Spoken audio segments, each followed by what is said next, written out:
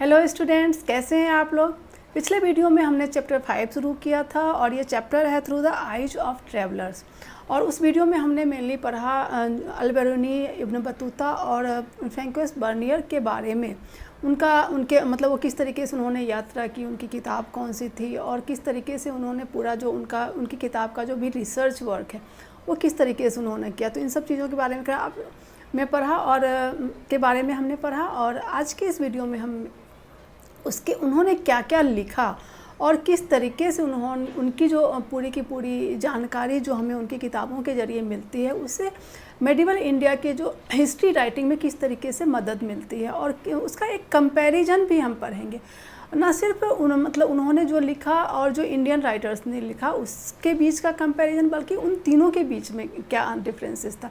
तो सबसे पहले हम ये जानने की कोशिश करते हैं कि अल-बिरूनी, इब्न बतूता और फ्रैंकोइस बर्नियर ने जो भी लिखा उनके बीच में आपस में क्या डिफरेंसेस था, उसको हमें किस तरीके से समझना चाहिए, जो भी जानकारी उन्होंने दी। तो अब बर्नियर 11वीं सेंचुरी में आते हैं और उनका जो पूरा इंडिया को जानने का, हिंदुस्तान को जानने का जो उनका पूरा का पूरा एक जो सोर्स था वो मेनली पंडित लोग थे, जो ब्राह्मण लोग थे, जो कि गजनी के दरबार में, जिसे गजनी ने बंदी बनाकर जिसे गजनी लेके गया, या फिर जो इंडिया की जो पुरानी टेक्स्ट थी, जो संस्कृत की टेक्स्ट, पतंजलि हो गया या फिर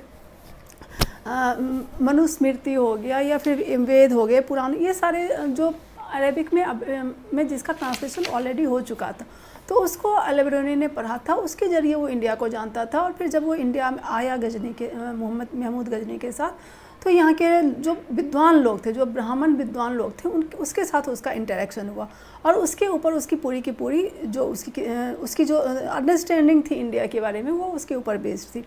वहीं जब इब्न बतूता की हम बात करते हैं तो इब्न बतूता एक तो काफ़ी टाइम तक वो इंडिया करीब 7 साल से भी ज़्यादा वो यहाँ पे रहे।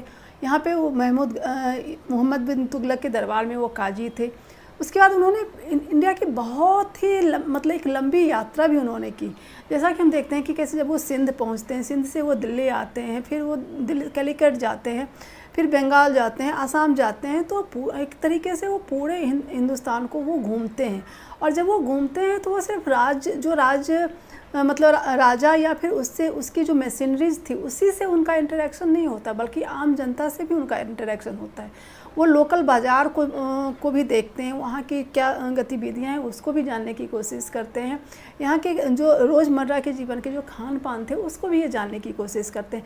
तो इनकी जो राइटिंग है वो काफ़ी वास्ट है और इसमें बहुत सारी जानकारी हमें मिलती है, जो कि हमें अल-बिरूनी के राइटिंग्स में जनरली उतनी ज़्यादा नहीं मिलती। वो एक जो इंडिपेंडेंट सोच डेवलप होनी चाहिए वो जनरली अल-बिरूनी के उसमें हमें नहीं दिखती है, जो कि इब्न बतूता में हमें दिखती है। लेकिन जब हम बर्नियर के टाइम में आते हैं तो ये पीरियड कौन सा था, ये पीरियड था 17वीं सेंचुरी और वो यूरोप से आता है, जबकि इब्न बतूता अफ्रीका से आता है, अल-बिरूनी मध्य एशिया के थे, जो ही बर्नियर यूरोप के थे। उस वक्त तक यूरोप में काफ़ी डेवलपमेंट हो चुका था, इंडस्ट्रियल रिवॉल्यूशन हो चुका था। इसके अलावा जो रेनेसा की वजह से एक सोशल चेंजेज आया था, जो कल्चरल चेंजेज आया था, तो यूरोप यूरोप के जो भी देश थे वो काफ़ी डेवलप थे।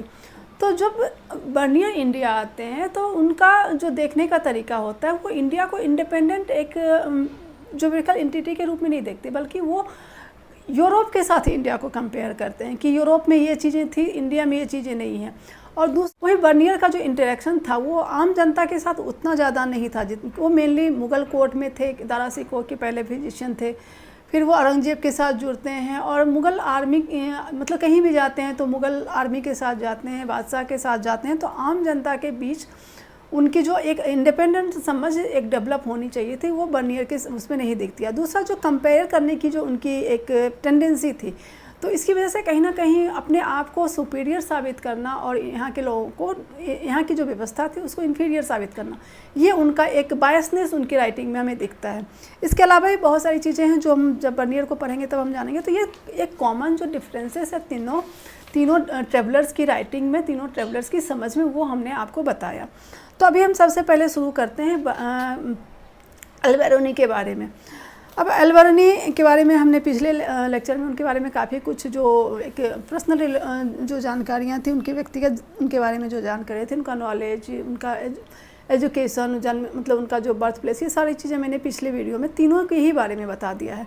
तो ये सब चीज़ें मैं इस वीडियो में डिस्कस नहीं करूँगी। इसमें मैं मेनली उनकी जो राइटिंग थी उसमें क्या उन्होंने लिखा उसके बारे में डिस्कस करूँगी।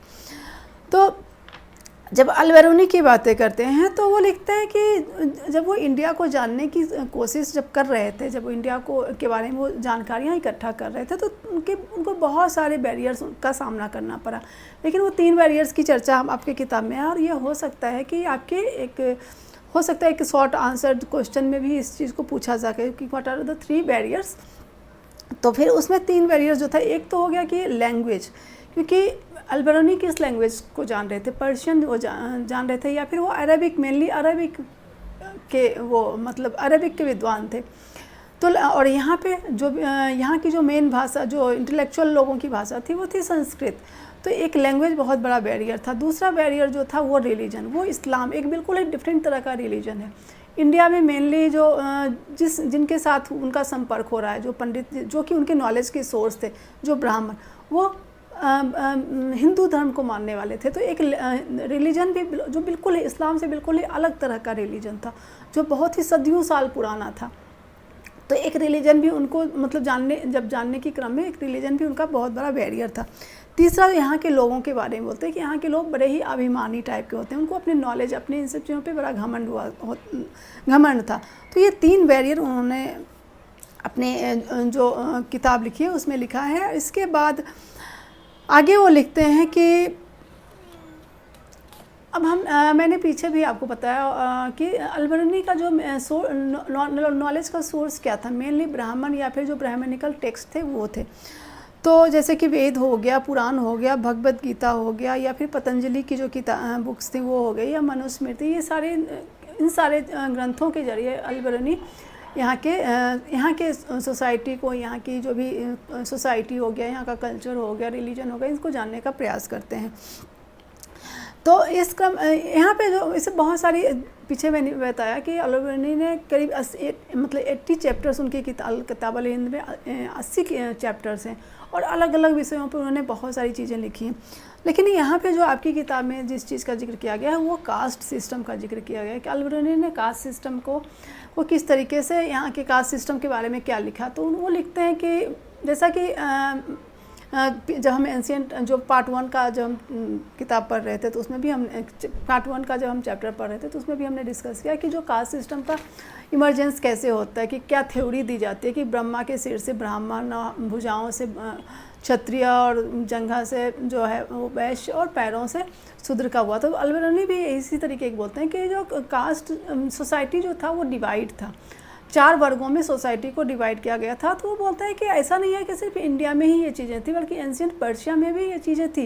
एंशिएंट पर्शिया में भी किस तरीके से समाज जो था डिवाइड था, वो भी वो, जैसा कि मैंने पीछे भी आपको बोला था कि जब वो अपने चैप्टर्स की शुरुआत करते थे, पहले वो एक क्वेश्चन से शुरुआत करते हैं, फिर उसी क्वेश्चन के आंसर के क्रम में सारी जानकारी देते हैं, फिर वो अलग अलग सोसाइटी से इसको कंपेयर करते हैं। तो कास्ट सिस्टम को उन्होंने एंशिएंट पर्शिया के कास्ट सिस्टम से कंपेयर किया है। और यहाँ पे ये भी एक इम्पॉर्टेंट पॉइंट है, हो सकता है कि कंपैरिजन पे भी एक क्वेश्चन आ जाए आपका। तो यहाँ पे उन्होंने क्या किया कि पर्शिया का भी जो कास्ट सिस्टम था, वो 4 सोशल कैटेगरीज में डिवाइड था। एक तो हो गया नाइट्स एंड प्रिंसेस, दूसरा हो गया मॉन्क एंड फायर प्रीस्ट और लॉयर, और इसके बाद है फिजिशियन, एस्ट्रोनॉमर, और जो बाकी एंड अदर साइंटिस्ट, और फाइनली जो किसान थे या फिर आर्टिस्ट थे। ये तो 4 भाग पर्शिया के जो सोसाइटी थी वो भी 4 भागों में विभाजित थी। पहला था नाइट्स एंड प्रिंस, दूसरा था मॉन्क, फायर प्रीस्ट और lawyers, physician, astronomer and other scientist. ये सारे थर्ड कैटेगरी में आते थे, lawyer, physician, astronomer and other scientist. ये मतलब कि जो नॉलेज से रिलेटेड, मतलब पहले थे जो पॉलिटिकली सबसे पावरफुल थे। दूसरे में कौन आते हैं?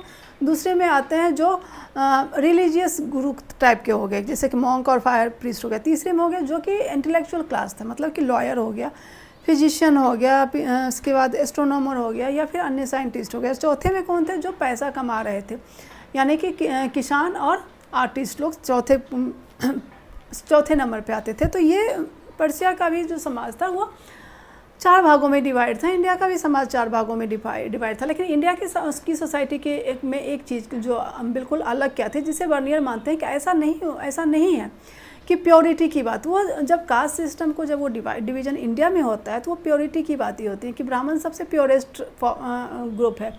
उसके बाद जैसे जैसे हम नीचे आते हैं तो वो इम्प्योर होता जाता है, और ये एक परमानेंट फिनोमिना है। ये नहीं है कि अगर कोई शूद्र इम्प्योर है, मतलब अपवित्र है, तो वो कुछ करके भी वो अपने आप को पवित्र नहीं कर सकता, वो अपवित्र ही रहेगा। तो क्योंकि जो जन्म के आधार पर सारी कुछ बेस्ड हैं। लेकिन अलबेरनी लिखते हैं कि ऐसा नहीं है। अगर कोई इम्प्योर होता है तो वो प्योरिटी के लिए अलग अलग चीज़ों को अपनाता है, अलग अलग एक्टिविटी करता है ताकि वो प्योर हो सके। जैसा कि वो बोलते हैं कि कैसे सूर्य जो है वो अपनी रोशनी से इस पूरी दुनिया को क्यों प्योरिटी देता है, कैसे समुद्र में जो नमक होता है उसकी वजह से वो पानी जो है वो सड़ने से बच जाता है, और इसी तरीके से ये पूरा यूनिवर्स चलता है। तो ऐसा नहीं हो सकता कि कोई अगर इम्प्योर हो गया तो वो प्योर नहीं हो सकता। इस कॉन्सेप्ट को अलबेरनी इनकार करते हैं। मतलब फिर एक आपका सोर्स 5 है, उसमें है कि सिस्टम ऑफ वर्ण, वही है कि जो हाईएस्ट थे कास्ट सिस्टम में वो ब्राह्मण थे, फिर क्षत्रिय थे, फिर उसके बाद आपका वैश्य आता है, और चौथे नंबर पे शूद्र होते हैं। और यहाँ पे एक चीज़ लिखते हैं कि between the letter 2 classes there is no very great distance. लिखते हैं कि जो नीचे के 2 कास्ट हैं उनमें बहुत ज़्यादा डिफरेंसेस नहीं था। हालांकि दो डिफरेंट कैटेगरी के थे, लेकिन वो दोनों एक ही एरिया में रहते थे और एक ही साथ रहते थे। तो उनके बीच में ज़्यादा डिफरेंसेस नहीं था बनिस्बत जो ऊपर के 2 कास्ट थे उनसे रिलेटेड।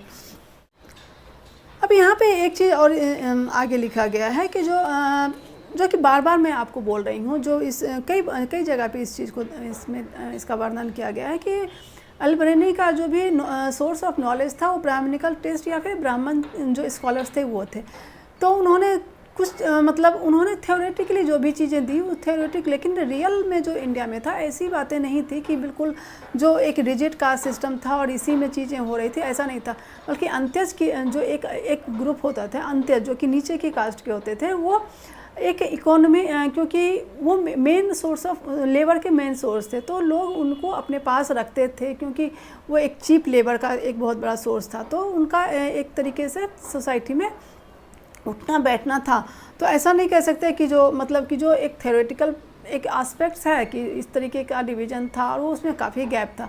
लेकिन रियलिटी में जो नीचे कास्ट के लोग थे उनको लोग एक्सेप्ट कर रहे थे, उनको अपने आसपास रख रहे थे, क्योंकि वो एक चीप लेबर के सोर्स थे जिसका इस्तेमाल आर्टिस्ट जो भी व्यापारी लोग था वो आर्ट एंड क्राफ्ट में करते थे, या फिर जो एग्रीकल्चर में जो भी लेबर की ज़रूरत होती थी वो उसकी पूर्ति ये लोग क्या करते थे। तो ये आपका अलबेरनी के बारे में ये सारी चीज़ें हो गई जिस अलबेरनी के राइटिंग से जो हमें जानकारी मिलती है। अब आगे हम बात करते हैं इब्न बतूता के बारे में। इब्न बतूता 14वीं सेंचुरी में इंडिया आते हैं और उस वक्त हम देखते हैं कि पूरे विश्व में कम्युनिकेशन सिस्टम काफ़ी डेवलप हो चुका था। खुद इब्न बतूता का जब हम पूरा एरिया देखते हैं तो कहाँ वो मोरक्को का रहने वाला, उसके बाद वो मक्का मदीना जाता है, मतलब मिडिल ईस्ट जाता है, उसके बाद इंडिया आता है, मॉरिशस जाता है, श्रीलंका जाता है, फिर चाइना जाता है। तो इतने सारे देशों की यात्रा किया उन्होंने, तो निश्चय ही वो जो उनका उस वक्त का कम्युनिकेशन सिस्टम जो था वो अलबेरनी की तुलना में उस वक्त का काफ़ी डेवलप हो चुका था। दूसरा हम देखते हैं कि जो इब्न बतूता से जो भी हमें जानकारियाँ मिलती हैं वो एक काफ़ी विद्वान व्यक्ति थे। अलबेरनी भी बहुत बड़े विद्वान थे, लेकिन उन्होंने जो जानकारियाँ हासिल की उसकी अपनी एक लिमिटेशन था। लेकिन इब्न बतूता जब जाते थे तो वहाँ की सोशल स्ट्रक्चर होता था उसमें वो घुसने की कोशिश करते थे, वहाँ के लोगों से मेल जोल बढ़ाते थे। वहाँ पे अब आपने देखा कि पीछे आपने पढ़ा कि महमद बिन तुगलक के दरबार में उन्हें काजी बनाया गया, मॉरिशस में भी उन्हें काजी बनाया गया। तो वो उस सिस्टम का हिस्सा बन जाते थे और उसके ज़रिए वहाँ की चीज़ों को जानने की कोशिश करते थे। वो एक जहाँ भी वो रहते थे वो एक बहुत बड़ा शहर होता था, तो वहाँ पे अलग अलग धर्म के लोग होते थे, अलग अलग लैंग्वेज बोलने वाले लोग होते थे। तो जहाँ भी उन्होंने टर्किश बोलने वाले लोगों से भी उनकी जान पहचान हुई, अरेबिक बोलने वाले से भी हुई, पर्शियन बोलने वालों से भी, उनके ज़रिए उन्हें पता चला जो ये बोलने वाले जो हाई प्रोफाइल लोग थे उनके मतलब राज परिवार के बारे में उनको पता चला। वहाँ की कहाँ जो उसके ज़रिए छोटी छोटी जानकारियाँ या फिर कहानियों के ज़रिए उन्हें बहुत सारी जानकारियाँ जो थी वो इस तरीके से मिली, और जिसकी वजह से उनका किताब जो है वो काफ़ी एक अलग तरह का इन्फॉर्मेशन हमें देता है। अब जब वो इंडिया आते हैं तो दो चीज़ उन्हें का जो जिक्र इसमें किया गया है। अब उनकी किताब का नाम रेहला है, ये मैंने पिछले वीडियो में ही बता दिया था। तो दो चीज़ का काफ़ी उन्होंने जो जिक्र किया जो कि काफ़ी मतलब इंटरेस्टिंग है। एक है पान और दूसरा है कोकोनट, नारियल। अब पान के बारे में वो लिखते हैं कि पान जो है वो एक तरीके का ये पत्ते के रूप में इस्तेमाल होता है, या जो है वो अंगूर से मिलती जुलती इसकी जो लताएं होती हैं, जो उसके पौधे होते हैं वो अंगूर के जैसा होता था, लेकिन अंगूर में फल के लिए होता है, लेकिन इसमें पत्ते का ही इस्तेमाल होता है। और इसको खाते कैसे हैं, तो इसको खाने के लिए सुपारी का इस्तेमाल किया जाता है। इसको खाने के लिए पहले सुपारी को तोड़ा जाता है, उसको छोटे छोटे टुकड़े किए जाते हैं, फिर उसको मुंह में डाला जाता है, फिर पत्ते को मोड़ के मुंह में डाला जाता है, और इस तरीके से पान का इस्तेमाल किया जाता है, जो कि इनके लिए बिल्कुल डिफरेंट चीज़ थी। ये इन्होंने अपने मतलब ये जिस माहौल से आते हैं या फिर जहाँ भी इन्होंने यात्राएं की वहाँ कहीं भी उन्हें ये चीज़ नहीं दिखी, तो इसका इन्होंने स्पेशली जिक्र किया है अपनी किताब में। दूसरा जो है वो नारियल का जिक्र किया है। अब नारियल के बारे में वो लिखते हैं कि नारियल का जो पौधा होता है वो खजूर के जैसा होता है, लेकिन इन दोनों में फ़र्क क्या होता है, खजूर जो होता है वो छोटा छोटा होता है, नारियल जो होता है काफ़ी बड़ा होता है। और उसके सर की तुलना इन्होंने इंसान के सिर से, मतलब नारियल के फल की तुलना जो इन्होंने इंसान के सिर से किया है। उसमें जो नारियल में जो पके हुए नारियल में जो जटाएँ होती हैं उसको उन्होंने बालों बोलते हैं, बाल के जैसा वो उसकी जटाएँ होती थी। फिर उसमें 2-3 छेद आप देखते होंगे नारियल में, उसको उन्होंने 2 आँखें और मुँह के रूप में उसकी तुलना की है। फिर वो आगे लिखते हैं कि जो जटाएँ होते हैं, जो नारियल में जो पकी हुई नारियल में जो ब्राउन कलर की जटाएँ होती हैं उसका इस्तेमाल रस्सी बनाने के लिए किया जाता है, या और उस रस्सी से अलग अलग जगहों पे उसका इस्तेमाल किया जाता है। तो ये 2 चीज़ें बड़ा इंटरेस्टिंग उन्होंने डिस्कस किया, मतलब उन्होंने लिखा जो उन्होंने ऑब्जर्व किया, उनके लिए एक यूनिक चीज़ थी। तो ये भी आपके एग्ज़ाम में आ सकता है कि नारियल के बारे में कुछ आ सकता है या फिर पान के बारे में आ सकता है। तो इसको भी आप अच्छे से, जो कि आपके सोर्स 6 और सोर्स 7 में इन्होंने यहाँ पर आपकी किताब में ये चीज़ लिखी हुई है। अब इंडियन सिटी की बात, इंडियन सिटी के बारे में इब्न बतूता बहुत बड़े लेवल पे, वो बहुत मतलब एक विस्तृत जानकारी देते हैं कि बड़े बड़े शहर है उसमें, जिसमें 2 शहर की इन्होंने ख़ास तौर से दो शहर के बारे में इन्होंने बताया। एक दिल्ली, दूसरा दौलताबाद। दोनों ही मोहम्मद बिन, हमेशा मैं महमूद गजनवी बोल देती हूँ जब भी मैं इब्न बतूता के कॉन्टेक्स्ट में बोलती हूँ, तो आप महमूद गजनी नहीं बल्कि मोहम्मद बिन तुगलक समझा कीजिए, क्योंकि कई बार मैंने बीच में गलती से महमूद गजनी बोल दिया है। तो अगर ऐसा कुछ नाम आता है तो आप उसको अवॉइड कीजिए। यहाँ पे इब्न बतूता के कॉन्टेक्स्ट में हमेशा तुगलक की बात की जा रही है। तो क्योंकि वो तुगलक के काजी थे और 7 वर्षों तक तुगलक के राज दरबार में वो काजी बन के रहे, तो उन्होंने दिल्ली और दौलताबाद का काफ़ी विस्तृत वर्णन किया है। अभी जब वो शहरों की बात करते हैं तो वो लिखते हैं कि शहर जो है वहाँ पे बहुत घनी आबादी थी, और वहाँ पे बहुत सारे मतलब घनी आबादी तो थी, अपॉर्चुनिटी भी बहुत ज़्यादा थी लोगों में। तो इस वजह से हर जगह से लोग जो है वो वहाँ आके रहते थे। वो एक कल्चरल सेंटर भी हुआ करता था। जो बाज़ार होते थे वहाँ पे, शहरों में जो बड़े बड़े बाज़ार होते थे वहाँ पे एक बीच में एक चबूतरा टाइप का या कोई स्ट्रक्चर बना होता था, जहाँ पे जो नर्तकियाँ थी वो डांस किया करती थी या फिर म्यूज़िक का आयोजन होता था। वहाँ पे मंदिर भी होते थे, मस्जिद भी होते थे, वहाँ पे पूजा पाठ भी किया जाता था। जो भी व्यापारियों के बड़े बड़े दुकान थे उसमें कालीन बिछे हुए थे और बहुत बेहतरीन तरीके से वो सजा हुआ रहता था। बहुत ही अच्छे अच्छे आर्टिफैक्ट्स उसमें होते थे। वहाँ पे स्त्रियाँ बैठकर अपना परफॉर्मेंस भी देती थी उन दुकानों में, और दुकानों की दीवार जो थी वो व्यापारी के घरों की तरफ खुलते थे। तो ये सारी जानकारी उन्होंने शहरों के बारे में दिया है। इसके अलावा वो दिल्ली के का खास वो वर्णन करते हैं, और सोर्स 8 में, आपके सोर्स 8 में उन्होंने बहुत ही विस्तृत इसमें लिखा हुआ है कि दिल्ली किस तरीके का था। तो अभी इब्न बतूता ने दिल्ली के बारे में बहुत ही विस्तृत वर्णन उन्होंने दिया है कि कैसे जो दिल्ली का जो पूरा शहर है वो एक किलेबंदी किया हुआ है, और उसके जो किलेबंदी है वो काफ़ी चौड़ी मजबूत किलेबंदी की हुई है। उसमें उसके अंदर जो सुरक्षा कर्मी थे, हॉर्स राइडर्स होते थे जो कि पूरे उसकी देखभाल करता था।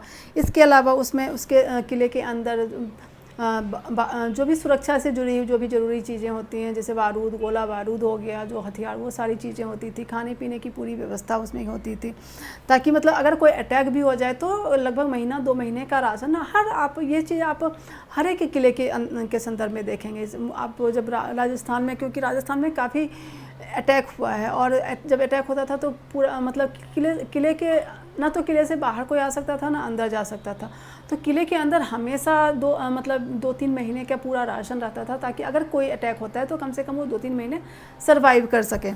और पूरे लड़ने की पूरी व्यवस्था होती थी, गोला बारूद कम ना हो, अस्त्र शस्त्र किसी भी तरीके से कम ना हो। तो जो घुड़सवारों की सेना होती थी।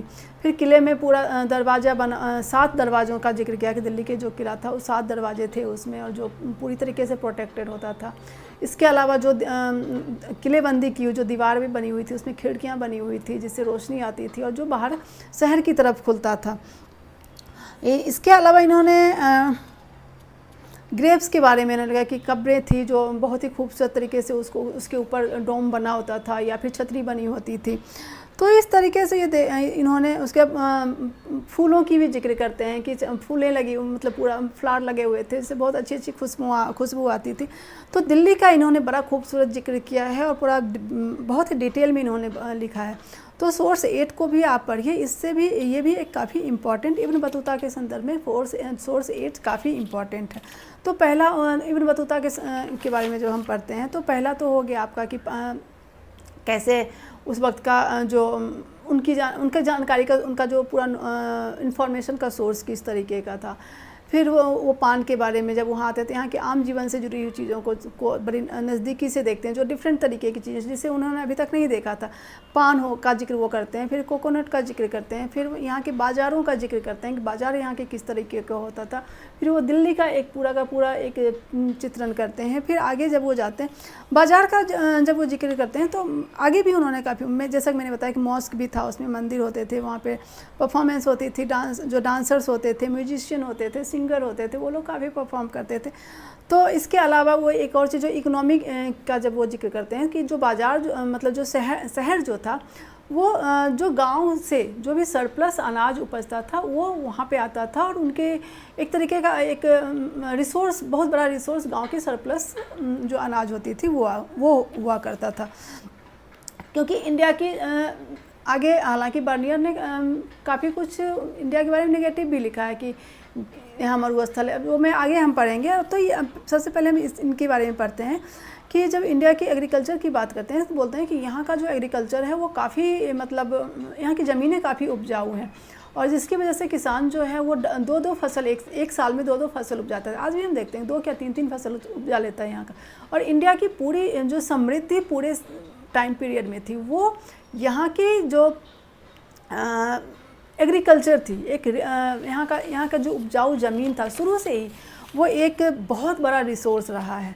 और यही मतलब इंडिया को अगर सोने की चिड़िया कही जाती है तो उसकी वजह यह है कि यहाँ की ज़मीन बहुत उपजाऊ थी, और यहाँ पे कृषि काफ़ी उन्नत स्थिति में था। तो वो बोलते हैं कि जो सरप्लस अनाज था वो शहरों में आता था, और फिर ये एक बहुत बड़ा रिसोर्स था, शहरों के डेवलप होने का एक बहुत बड़ा कारण था। फिर यहाँ पे जो आर्ट एंड क्राफ्ट्स बनते थे वो बाहर के बाहर के देशों में, जैसे वेस्ट एशिया में, साउथ ईस्ट एशिया में जाते थे, और वहाँ पे इसका काफ़ी डिमांड था और काफ़ी महंगा बिकता था।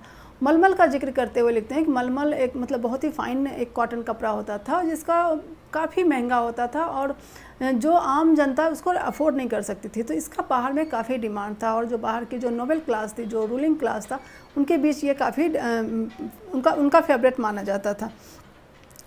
फिर इसके बाद इब्न बतूता एक और बड़ा ही इंटरेस्टिंग चीज़, फिर दौलताबाद की भी वो जिक्र करते हैं। सोर्स 9 में आपके दौलताबाद के बारे में दिया हुआ है कि सोर्स 9 में आपका दौलताबाद के बारे में दिया हुआ है कि दौलताबाद में जो बाज़ार होता था, मेल के लिए अलग सेक्शन होता था, फीमेल के लिए अलग होता था, और इसको ताराबाद कहा जाता था, ताराबाद कहा जाता था। फिर जो मैंने बताया कि दुकानें जो बहुत भव्य होती थी, वो उसमें कारपेट बिछे होते थे, बहुत ही खूबसूरत आर्टिफैक्ट्स होता था, अंदर में सिंगर बैठ के गाना गाती थी, दरवाज़ा जो था वो जो शॉप ओनर था उसके घरों की तरफ खुलता था। उसके बाद शाम में वहाँ पे बाज़ार के बीच में जगह बने होते थे, लोग वहाँ पे धार्मिक आयोजन भी करते थे, फिर म्यूजिशियंस, सिंगर, डांसर सभी वहाँ पे होते थे। तो ये दौलताबाद के बाज़ार की भी इन्होंने जिक्र किया और उसके बारे में काफ़ी कुछ लिखा है। तो सोर्स 9 में इसका आपका जिक्र किया हुआ है। और आगे वो जो उनका अगला पॉइंट्स जो है वो पोस्टल सिस्टम के बारे में लिखते हैं कि बड़ा ही यूनिक पोस्टल सिस्टम यहाँ का था। अब ये पोस्टल सिस्टम क्या था, अब इसमें अब जैसे कि आपने देखा कि वहाँ पे उस वक्त तक ट्रेड एंड कॉमर्स का काफ़ी डेवलपमेंट हो चुका था। तो किसी भी एक जगह मतलब जहाँ भी रिक्वायरमेंट है वहाँ से ऑर्डर, जहाँ पे प्रोडक्शन सेंटर है या जो मार्केट है या जो शहर है तो वहाँ पे भेजना है, तो वो इन्हीं पोस्टल सिस्टम के ज़रिए वो सारे डिमांड्स भेजे जाते थे, फिर वहाँ से वो चीज़ें वहाँ पे सप्लाई की जाती थी।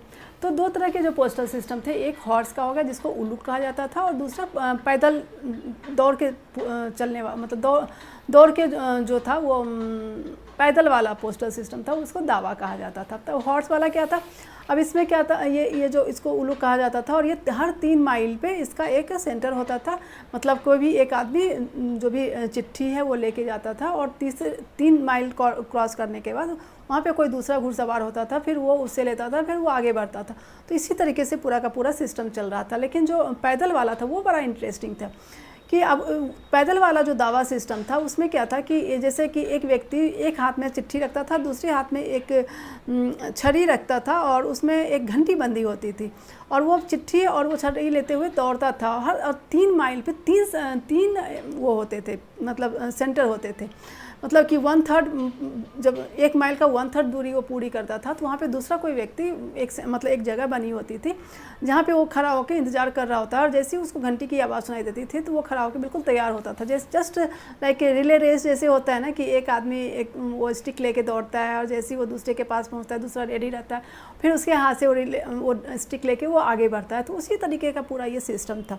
तो जो जब 1/3 माइल जब वो पूरा दौड़ जाता है तो वहाँ पे दूसरा व्यक्ति खड़ा होता था, फिर वो उसके यहाँ से फटाफट वो सामान लेता था और वो लेके दौड़ता था। और फिर वो इसी तरीके से जब तक वो चिट्ठी, जो भी चिट्ठी है या सामान है, जब तक अपने सही जगह तक नहीं पहुंच जाती थी, तब तक ये पूरा का पूरा सिस्टम ऐसे ही चलता रहता था। और एक इंटरेस्टिंग चीज़ मैं यहाँ पे बता दूं कि जो घोड़े वाला जो सिस्टम था उससे ज़्यादा फास्ट सिस्टम था ये जो दौड़ने वाला सिस्टम था, वो उससे चिट्ठियाँ ज़्यादा जल्दी पहुँच जाया करती थी। और इससे मेनली जो है ना, जो खुरासान एक जगह है, वहाँ से जो चिट्ठी, मतलब जो पोस्टल से वहाँ से जो भी चीज़ें आती थी उसके लिए इसका इस्तेमाल ज़्यादा होता था, क्योंकि खुरासान का जो फल हुआ करता था उसके इंडिया में बहुत डिमांड थे। तो उसके लिए मेनली ये पैदल वाले सिस्टम का इस्तेमाल होता था। और इसका जिक्र जो है आपके सोर्स 10 में है, इसको आप अच्छे से पढ़िए, बड़ा ही इंटरेस्टिंग ये पूरा का पूरा पूरी जानकारी है। एक और यहाँ पे एक बॉक्स बना हुआ है, अब्दुल रज़ाक के बारे में दिया हुआ है कि स्ट्रेंज नेशन। जब अब्दुल रज़ाक पहुँचते हैं केरला में, जो कलिकट में पहुँचते हैं, तो वो देखते हैं कि वहाँ जो भी लोग उनको दिखता है तो बड़ा ही अजीब था, उस तरह के लोग उन्होंने कभी देखा नहीं। तो वो बोलते हैं ये बड़ा ही स्ट्रेंज एक नेशन है। फिर वो आगे बढ़ते हैं, मैंगलोर जाते हैं, तो वहाँ पे वो एक मंदिर देखते हैं। फिर वो मंदिर कैसे, मतलब वो मंदिर कितना भव्य बना हुआ है, वहाँ के आइडल कैसे हैं कि एक पूरा मानव की आकृति का वहाँ पे आइडल रखा हुआ है, लोग उसकी पूजा करते हैं। तो इन सब चीज़ों का जिक्र जो है वो अब्दुल रज़ाक करते हैं। तो हो सकता है इससे भी आपको एक क्वेश्चन आ सके। एक फिगर 5.10 में इक्कत वीविंग पैटर्न का की तस्वीर दी हुई है ना। ये सेवरल कोस्टल प्रोडक्शन सेंटर, मतलब कोस्टल प्रोडक्शन सेंटर आज भी हम देखते हैं कि जो आपका कोस्टल एरिया, चाहे वो उड़ीसा का पूरा, उड़ीसा से लेकर नीचे तक का पूरा एरिया आप देखें, या फिर इधर गुजरात से लेकर नीचे केरल तक का, तो पूरा प्रोडक्शन सेंटर है। वहाँ पे बहुत अलग अलग तरह की वीविंग जो है वो आज भी काफ़ी वो वीविंग का सेंटर है। तो उस वक्त भी हुआ करता था। तो उसी में से एक जो इसमें इकत के बारे में दिया हुआ है। तो ये भी एक इम्पॉर्टेंट तस्वीर है जिसको आप अच्छे से मतलब देख लीजिए और इसके बारे में जानकारी हासिल कीजिए। और आगे हम पढ़ते हैं बर्नियर के बारे में। अब बर्नियर की जब हम बात करते हैं तो वो यूरोप से आए थे, फ्रांस के वो रहने वाले थे, और वो 17वीं सेंचुरी में इंडिया आए थे। और जैसा कि मैंने पीछे भी आपको बताया कि जब वो उनकी जो राइटिंग पूरी थी, उनकी जो पूरी समझ थी इंडिया के बारे में, वो अल-बरूनी और इब्न बतूता से बिल्कुल डिफरेंट थी। उनका एक ना ऐसे मतलब जब उन्होंने लिखा या फिर जो जानकारियाँ उन्होंने आगे दी, तो ऐसे लगता था जैसे कि वो कुछ मैसेज देना चाह रहे हों, जो उनके यहाँ के जो भी राज परिवार था या उनके यहाँ के जो भी शासन व्यवस्था थी, जो नोबेल जो वर्ग था, उनको कुछ ना कुछ मैसेज देना चाहते हैं। तो कहीं ना कहीं वो चीज़ें इनकी उसमें राइटिंग में हमें दिखती है। और एक जो मतलब एक बायसनेस भी दिखती है कि वो मतलब यूरोप के चश्मे से इंडिया को देखने की कोशिश कर रहे थे कि यूरोप में ये है, इंडिया में ये नहीं। यहाँ का समाज बहुत ही दकियानूसी है, बहुत पुरातन सोच वाली है। यूरोप इतना मॉडर्न है, यहाँ गरीबी है, वहाँ मतलब वहाँ की समाज जो है वो हर वर्ग के लोग, वहाँ पे हर तरह के लोग रहते हैं, यहाँ पे ऐसा नहीं है। तो ये पूरा का पूरा इनका जो नज़रिया था वो बिल्कुल अलग था। और इनकी जो किताब थी, उन किताब का नाम है travels in the Mughal empire. तो इन्होंने कुछ 3-4 पॉइंट्स का मतलब इनकी किताब से जो 3-4 पॉइंट्स इसमें आपकी किताब में दी गई है, उसमें सबसे पहला है लैंड ऑनरशिप। कि बर्नियर लिखते हैं कि यहाँ पे लैंड ऑनरशिप जो था, वो क्राउन जो था वो पूरे सारी ज़मीन का मालिक हुआ करता था, और वो अपने उसके जो भी नोबेल होते थे या फिर जो भी वो ज़मींदार नियुक्त करता था, जो उसके अधिकारी होते थे, उसको वो एक ज़मींदार बनाकर उस एरिया का भेजता था। अब जब वो बंदा वहाँ जा रहा है तो उसको पता है कि ये जो लैंड है वो उसके पास तो रहनी नहीं है, आज उसके पास है, कल हो अगर बादशाह चाहेगा तो उसको हटाकर किसी और को देगा। तो वहाँ पे कोई इन्वेस्टमेंट नहीं होता था, जिसकी वजह से वो पूरी की पूरी एरिया जो है वो वहाँ पे डेवलपमेंट नहीं हो पा रहा था, क्योंकि इन्वेस्टमेंट नहीं हो रहा था तो डेवलपमेंट भी नहीं हो रहा था। और जो भी वहाँ पे अपॉइंट हो रहा था, तो उसका मकसद सिर्फ ये होता था कि ज़्यादा से ज़्यादा चीज़ों को कैसे हम उससे ज़्यादा से ज़्यादा क्या हासिल कर पाएँ। जो भी 4 साल 10 साल के लिए जो भी उनको मिलता था, तो वो ज़्यादा से ज़्यादा टैक्स वसूल करके और अपने आप को धनवान बनाने की कोशिश करते थे, और जो भी राजा की तरफ से जो निश्चित एक धनराशि निश्चित होती थी वो उसको देते थे। अब इन सब चक्रों में क्या था, जो किसान था वो बिल्कुल पिस जाता था, क्योंकि उसको उसकी उपज का एक बहुत बड़ा हिस्सा जो था वो टैक्स के रूप में देना पड़ रहा था। तो यहाँ पे जो बर्नियर लिखते हैं कि इंडिया में 2 तरह के लोग हैं, एक तो रिचेस्ट एमंग रिचेस्ट और दूसरा था पुअरेस्ट एमंग पुअर। या तो कोई बहुत अमीर है या फिर बहुत गरीब है, यहाँ पे कोई मिडिल क्लास नहीं है, जो कि उन्हें यूरोप में दिख रहा था। और लैंड ओनरशिप जो है वो इंडिविजुअल प्राइवेट प्रॉपर्टी यहाँ पे नहीं है, जिसकी वजह से ये जो पूरी की पूरी गरीबी है, पूरी की पूरी अव्यवस्था है, जो एक पूरा का मतलब जो यहाँ पे हमें जो ज़मीनें हैं वो बिल्कुल मरुस्थल बन गई हैं। वहाँ पे जंगल उग गया है, क्योंकि लोग उस पर इन्वेस्ट नहीं कर रहे हैं, लोग खेती नहीं करना चाह रहे हैं, किसान खेती नहीं करना चाह रहा है, क्योंकि उसको पता है कि वो जो भी उपजाएगा उसका एक बहुत बड़ा हिस्सा उसको टैक्स के रूप में देना पड़ेगा। तो वो क्यों, मतलब उसके कई बार तो ऐसा होता था कि उसके पास इतना भी नहीं बच पाता था कि वो अपना गुजर बसर कर पाए। और ऐसी स्थिति में फिर वो अपने जो भी उसके जिसके सबऑर्डिनेट वो काम कर रहा था, उसके यहाँ पे वो काम करने लगता है एज ए स्लेव। तो इस तरीके से वो इंडिया को एक गरीब और एक अलग तरह का पूरी की पूरी सिस्टम को दिखाने की कोशिश की कि लैंड ओनरशिप जो है वो पूरी बहुत ही सेंट्रलाइज है। और इसके ज़रिए वो वहाँ के जो उनके देश के जो भी नीति निर्माता थे, जो पॉलिसी मेकर्स थे, उनको ये दिखाने की उन्होंने कोशिश की कि देखो यहाँ पे प्राइवेट प्रॉपर्टी नहीं है तो यहाँ पे ये हालत हो गई है। तो प्राइवेट प्रॉपर्टी गलत चीज़ नहीं है, प्राइवेट प्रॉपर्टी अच्छी है, डेवलपमेंट के लिए प्राइवेट प्रॉपर्टी अच्छी है। लैंड ओनरशिप जो लैंड जो होल्ड करता है उसके पास ही होनी चाहिए, तभी वो वहाँ पे काम करेगा, तभी वो वहाँ पे इन्वेस्ट करेगा, तभी डेवलपमेंट हो सकता है। तो इस तरीके से वो अपने यहाँ के पॉलिसी मेकर को यहाँ के ये सारे सीन दिखाकर उनको डराने की कोशिश कर रहे थे। तो ये एक चीज़ वहाँ बर्नियर की उसमें हमें दिखता है। अब यहाँ पे एक सोर्स 11 है, उसको भी आप अच्छे से देख लीजिए, और ये है द पुअर पीजेंट। इसमें ये लिखते हैं कि the vast tract of country constitute the empire of Hindustan में मैनी, मतलब वही दिखा कि जो बैरन लैंड जो ज़मीन थी वो एक तरीके से मरुस्थल के रूप में वो हो गई है, मतलब वहाँ पे लोग खेती नहीं कर रहे हैं। जो माउंटेन एरिया था वो सारा पूरा का पूरा जो एरिया है वो बर्बाद हो रहा है, लोग खेती नहीं कर रहे हैं। इसकी वजह से पूरा का पूरा एक गरीबी का माहौल है। वहाँ के जो गवर्नर्स होते हैं वो किस तरीके से किसानों को से ज़्यादा टैक्स वसूल करते हैं, तो किसान खेती नहीं करना चाह रहा है। तो इसके ज़रिए वो अपनी जो उनके पॉलिसी मेकर्स थे उसको वो चेताने का प्रयास करते हैं कि देखो इस तरीके से होने से क्या हो सकता है, जो कि मैंने पहले भी बताया। तो ये उन्होंने सोर्स 11 में इस चीज़ का जिक्र किया है। वही कि यहाँ पे ज़्यादातर जो लोग हैं वो गरीबी में जी रहा है और बहुत कम लोग हैं जो कि जिनके पास बहुत सारा धन दौलत है और वो बहुत अमीर है। तो ऐसे लोगों की संख्या बहुत कम है और यहाँ का जो बादशाह है वो मतलब कि भिखारियों का बादशाह है। तो और अब इनकी जो ये पूरी की पूरी पूरा का पूरा इन्फॉर्मेशन था ना, वो आगे चल के जो दूसरे स्कॉलर्स हुए यूरोप के, उन्होंने एक थ्योरी दी ओरिएंटल डिस्पोटिज्म। ओरिएंटल डिस्पोटिज्म का मतलब हुआ, ओरिएंटल मतलब होता है ईस्ट, मतलब इसमें किस तरीके से यहाँ के जो शासक वर्ग था उसके पास बहुत ज़्यादा पावर था और वो एक उसके जो माथा जो भी उसकी प्रजा थी उसको वो किस तरीके से परेशान करता था, किस तरीके से उसको अपने अंदर दबा के रखता था। तो ओरिएंटल डिस्पोटिज्म की जो थ्योरी दी थी वो मोंटेस्क्यू फ्रेंच स्कॉलर थे मोंटेस्क्यू, उन्होंने ये ओरिएंटल डिस्पोटिज्म की थ्योरी दी थी, जिसमें कि उन्होंने लिखा है कि rulers of Asia enjoyed absolute authority over their subject, मतलब उनकी जो प्रजा थी उसके ऊपर उनका पूरा का पूरा अधिकार होता था। तो ये उन्होंने दिया था। और इसके बाद आगे चल के कार्ल मार्क्स का जो एशियाटिक मोड ऑफ प्रोडक्शन है वो भी इसी के ऊपर बेस्ड थी। तो कैसे आगे के जो यूरोपियन स्कॉलर्स की जो राइटिंग थी वो ये जो बर्नियर या फिर इनके जैसे जो भी स्कॉलर जो भी ट्रेवलर्स यहाँ पे आए उन्होंने जो एक इंडिया की छवि वेस्टर्न वर्ल्ड को दिया उसके ऊपर पूरी की पूरी वो बेस्ड थी।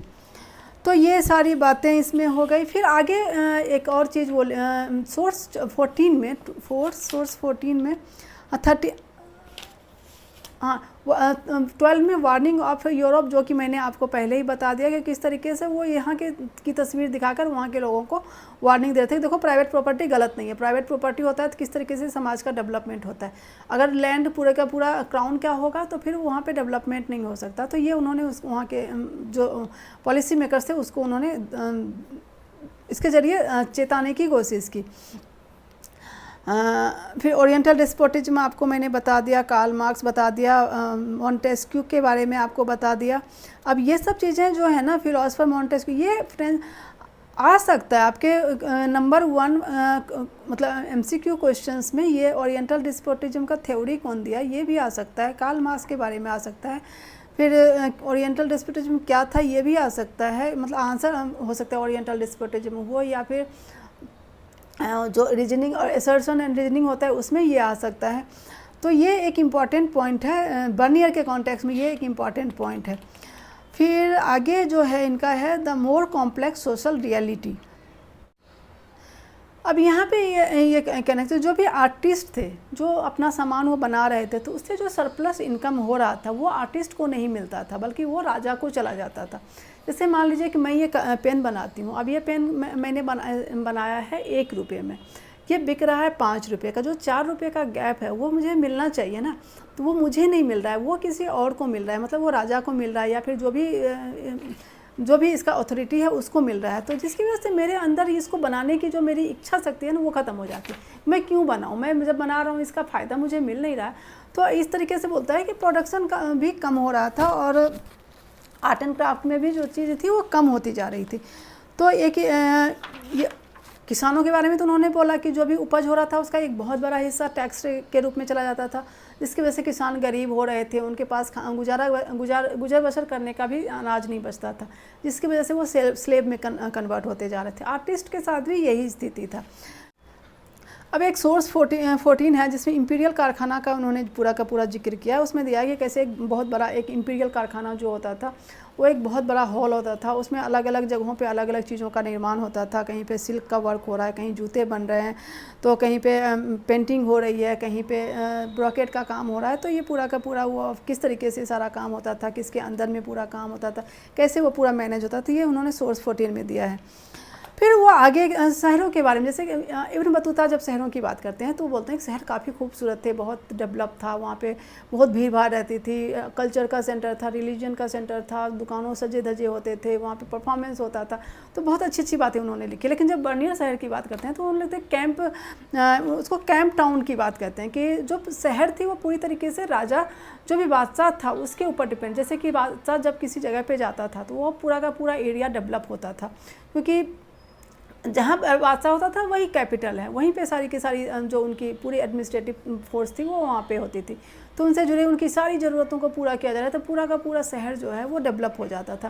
लेकिन जैसे ही बादशाह वहाँ से किसी दूसरी जगह जाता था तो वो शहर जो है वीरान हो जाता था और दूसरा शहर वो होता था। पूरा जो शहर थे वो रॉयल फैमिली के ऊपर, रॉयल जो अमला था उसके ऊपर काफ़ी डिपेंडेंट थी, उसका जो पूरा का पूरा डेवलपमेंट का पूरा मॉडल था वो उसके ऊपर बेस्ड था। लेकिन ऐसा नहीं है, क्योंकि हम देखते हैं कि अलग अलग तरह के टाउन्स हुआ करते थे, सिर्फ रॉयल टाउन्स ही नहीं होते थे, कैपिटल सिटी ही नहीं होता था, बल्कि पोर्ट सिटी था, ट्रेडिंग जो पॉइंट सेंटर थे वो थे, फिर जहाँ पे मंदिर होती थी वो एक बहुत बड़ा शहर वो हो जाता था, है ना। फिर उसके बाद जहाँ पे कारखाने होते थे, जो मैन्युफैक्चरिंग सेंटर था वो बहुत, जो हमने देखा उस वक्त के भी अलग अलग सोर्स को जब हम कोई स्टडी करते हैं तो हम देखते हैं कि कैसे, अब खुद बर्नियर कहाँ आए थे, सूरत आए थे। सूरत क्या था, एक पोर्ट सिटी था। फिर साउथ का पूरा जो एक चाहे ईस्ट कोस्ट हो या वेस्ट कोस्ट हो, वो एक मैन्युफैक्चरिंग हब था, एक पोर्ट सिटी भी था और एक ट्रेडिंग सेंटर भी था। उज्जैन हो गया बीच का, जिसका काफ़ी जिक्र इससे पहले के शताब्दी में हुआ है।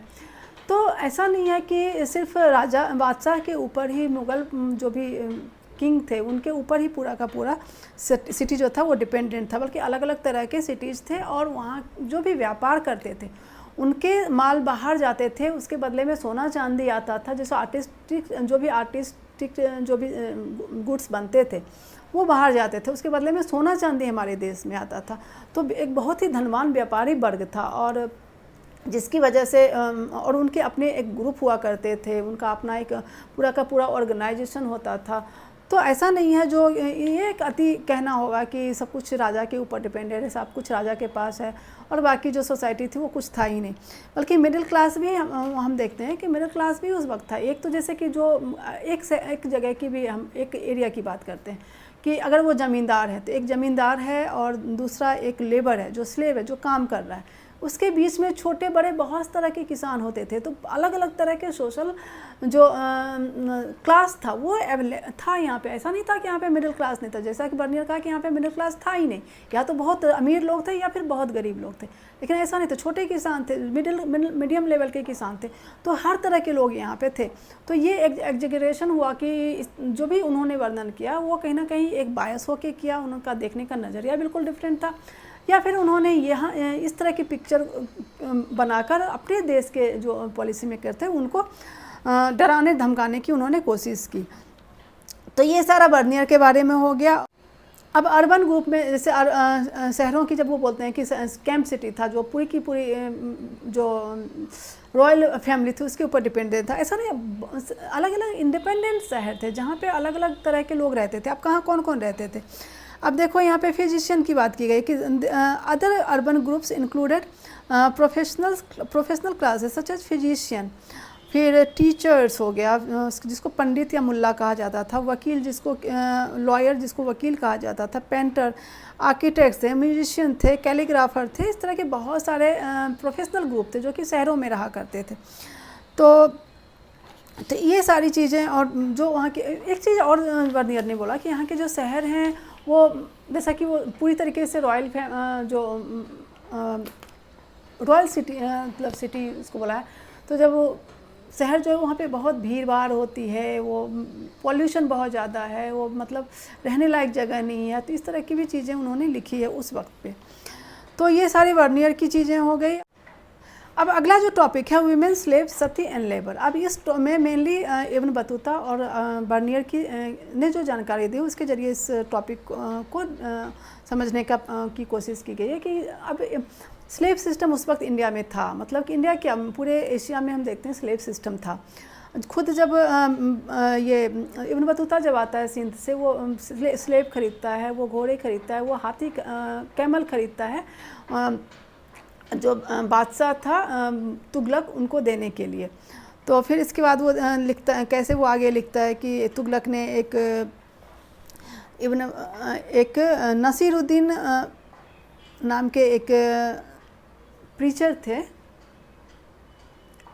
मतलब उपदेशक थे एक नसरुद्दीन नाम के, उनको वो उनसे खुश होकर किस तरीके से उनको देते हैं 100,000 ऑफ तनख्वाह मतलब कॉइन्स देते हैं, और 100 स्लेव्स मतलब 100 स्लेव्स देते हैं।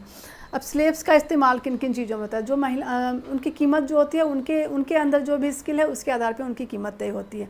तो जो महिलाएं थी वो सिंगर के रूप में, डांसर के रूप में उसका इस्तेमाल होता है, या फिर रॉयल फैमिली में उनके काम करने के लिए उनका इस्तेमाल किया जाता है। अब जो नोबेल क्लास था वो जो मतलब जो राजा होते थे या फिर जो उस क्षेत्र का कोई मतलब हेड होता था, वो उनके नीचे जो भी अधिकारी था उसके घरों में जो स्लेव के जरिए उनके ऊपर स्पाई भी करता था। मतलब किसी, जैसे मैं यहाँ कहीं की राजा हूँ तो मैंने अपने नीचे जो काम करते हैं उनको 2 स्लेव दे दिया कि तो चलो ये तुम्हारा मतलब एक तरीके का वो हो गया कि हेल्प करने के लिए, डोमेस्टिक वर्क में हेल्प करने के लिए। तो जो वो स्लेव होता था वो हमें उसके घर की पूरी जानकारी देती थी। फिर जो रॉयल फैमिली में जो महिलाएं होती थी वहाँ पे जो फीमेल स्लेव्स होती थी उनको वहाँ पे रखा जाता था, उनकी सेवा ली जाती थी। तो ये पूरी स्लेवरी सिस्टम जो है बहुत ही बड़े पैमाने पे उस वक्त एग्जिस्ट करती थी। दूसरा सती प्रथा का एक वर्णन जो है वो बर्नियर ने किया है। तो वो लिखते हैं कि कई बार तो महिलाएं खुद मतलब खुशी सती हो जाती थी, लेकिन जब कई बार होता था कि वो नहीं मरना चाहती थी, वो अपने पति की चिता के साथ नहीं जलना चाहती थी। तो एक चाइल्ड सती का वो जिक्र करते हैं जिसको उन्होंने लाहौर में जिसके बारे में देखा है कि एक बहुत ही छोटी सी लड़की थी और उसका पति मर जाता है, तो कैसे ज़बरदस्ती उसको पति की चिता पे बिठा दिया जाता है, और कई बार क्या होता है कि उसको नशे की कुछ नशीली चीज़ें खिलाकर उसको वहाँ पे बिठा जाए ताकि वो भागने की कोशिश ना करे। तो सती प्रथा भी उस वक्त आ चुका था। तो ये आ चुका था सती प्रथा, तो इससे काफ़ी पहले से ही था। तो जो कि जौहर हम देखते हैं, पद्मावती और वगैरह का जो पूरा जौहर कांड है, राजस्थान में काफ़ी कुछ था। तो सती प्रथा भी काफ़ी बड़े पैमाने पे उस वक्त मतलब जो नोबेल क्लास थे उसमें भी था, जो नीचे की क्लास थे, हर वर्ग में सती प्रथा जो था वो था। तो इसका वर्नियर ने जिक्र किया है सती प्रथा के बारे में। तो ये अब वुमेन जो एक स्लेव के रूप में तो किया गया, इसके साथ साथ एक मतलब लेबर के रूप में भी उनका इस्तेमाल किया जाता था, खासकर जो एग्रीकल्चर और नॉन एग्रीकल्चर प्रोडक्शन जो भी होते थे उसमें महिला लेबर्स का इस्तेमाल होता था। इसके अलावा जो मर्चेंट क्लास की जो महिलाएं थी वो जो डे टू डे बेसिस पे जो व्यापार से जुड़ी जो भी चीज़ें थी, जो एक्टिविटी थी, उसमें भी वो हिस्सा लेती थी। तो सती से अलग भी, सती और स्लेव से अलग एक बहुत बड़ी लेबर फोर्स भी थी महिलाएं, और साथ ही वो जो वो था मतलब व्यापार था उसमें भी महिलाएं हिस्सा लेती थी। तो ये सारी चीज़ें आपको हो गई जो ट्रेवलर्स वाले जो ये चैप्टर 5 का ये सारा पॉइंट्स था। जो इम्पोर्टेंट पॉइंट था वो भी मैंने आपको बताया। इतना ही कुछ था। अब इसको अच्छे से 2-3 बार इस लेक्चर को सुनिए ताकि आपको हर चीज़ अच्छे से समझ में आ जाए, क्योंकि ये एक बहुत ही इंपॉर्टेंट चैप्टर है और ये काफ़ी इंटरेस्टिंग चैप्टर है। ये सिर्फ एग्जामिनेशन पॉइंट ऑफ व्यू से नहीं, बल्कि अगर आपको हिस्ट्री के बारे में समझना हो कि कैसे पूरी की पूरी हिस्ट्री को मतलब हम जानते हैं, उसका सोर्स क्या होता है, तो उसके लिए उसके बेसिस पे ये मतलब उसको जानने के लिए ये एक चैप्टर जो है वो काफ़ी इम्पॉर्टेंट है और काफ़ी इंटरेस्टिंग भी है। तो मुझे उम्मीद है कि आपको ये लेक्चर पसंद आया होगा, और पसंद आया है तो लाइक भी कर देना, नहीं मन हो तो नहीं भी कर सकते हो, कोई बात नहीं। तो अगले वीडियो में हम स्टार्ट करेंगे अगला चैप्टर और भक्ति एंड सूफी। तो तब तक के लिए चलो बाय बाय, जय हिंद।